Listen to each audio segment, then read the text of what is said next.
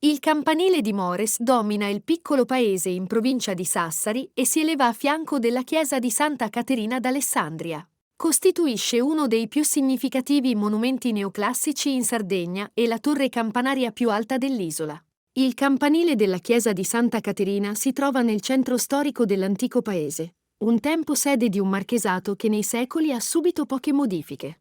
La torre fu progettata nel 1871 dall'architetto morese Salvatore Calvia-Unali. 1822-1909, allievo del famoso artista piemontese Alessandro Antonelli, 1798-1888, autore, tra le altre opere della Mole Antonelliana e della cupola di San Gaudenzio a Novara. Il costruttore, padre del poeta Pompeo Calvia, si attenne agli schemi dell'architettura neoclassica che si era sviluppata in tutti i paesi occidentali, ma anche negli Stati Uniti, in America Latina e in Russia. Il Calvia utilizzò per la costruzione del campanile la trachite rosa e il tufo locale.